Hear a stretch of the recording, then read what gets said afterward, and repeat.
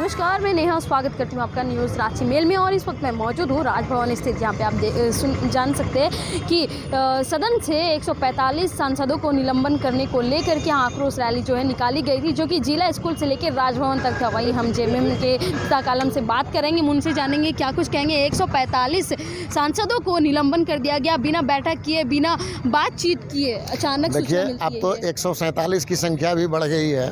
अब ये 50 माने 150 के तरफ चली गई है। और ये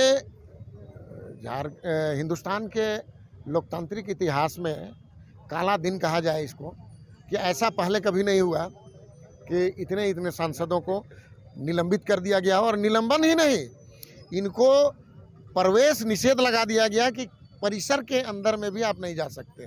तो ये क्या है? ये तानाशाही नहीं है? तो ये तानाशाही रवैया पूरे हिंदुस्तान की जनता नहीं बल्कि पूरे विश्व की जनता इसको देख रही है और सब थूक रहे हैं कि मोदी की सरकार तानाशाह हो गई है। और सच में तानाशाही है।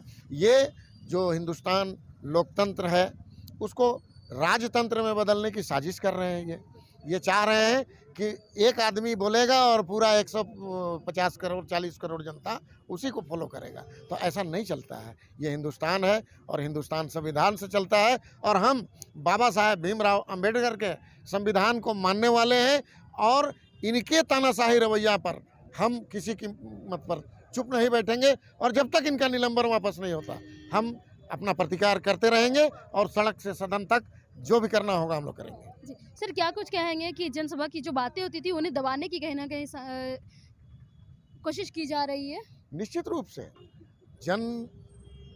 जनता की बातों को, पूरे हिंदुस्तान के 140 करोड़ जनता की बातों को 543 सांसद लोकसभा में उनकी बातों को रखते हैं। अब 150 आदमी को अगर आप 150 सांसद को हटा देते हैं तो समझिए कि 22 करोड़ जनता की आवाज़ वहाँ बंद हो गई। इसका कौन जिम्मेदार है? इसका जिम्मेदार सीधा सीधी मोदी सरकार है, जो चाहती है कि उन जनताओं की आवाज़ यहाँ लोकसभा में नहीं गूंजे और हम जो मर्जी में आए वो बिल पास करें। सांसद नहीं रहेंगे, किसी किस्म का कोई व्यवधान नहीं होगा।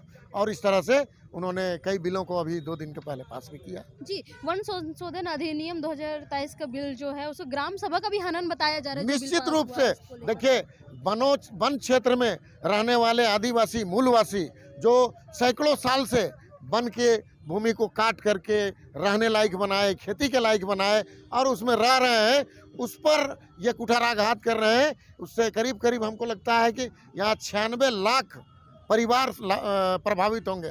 तो ऐसे निरंकुश बिल, काला बिल को हम विरोध करते हैं और इसके लिए हम लोग सड़क पर उतरने का भी काम करेंगे। क्या कुछ कहेंगे सर? विधानसभा में 3 बीजेपी विधायकों को निलंबित कर दिया गया था, लेकिन वहीं दूसरी अगर कहा गया, उन लोगों से हम लोगों ने बात की तो उनका कहना है कि हमने भी जनसभा की ही बातों को रखने का कोशिश किया था, जिसकी वजह से हम लोग को निलंबित कर दिया गया। देखिए, वो झूठ बोलते हैं। उनकी आदत है कि वो छोटी सी बात को, फुंसी को भगंदर कर करके और पेश करने का और गलत सही तथ्यों के आधार पर हल्ला हंगामा करना। वही तो बात हुई कि हम आह भी भरते हैं तो हो जाते हैं बदनाम, वो कत्ल भी करते हैं तो चर्चा नहीं होता। हम लोग यहाँ पर वो नंगापन पे उतरते हैं तो उनको मार्शल से फेंका जाता है। बता दीजिए कि लोकसभा में किस सांसद ने कौन सा नंगापन किया था। जबकि दूसरी तरफ जो भारतीय जनता पार्टी के सांसद के कोटे से 2 व्यक्ति संसद में प्रवेश करते हैं और वहाँ पर जो खेल खेलते हैं, गलत माने संसद की ये परंपरा को भंग करने की कोशिश करते हैं,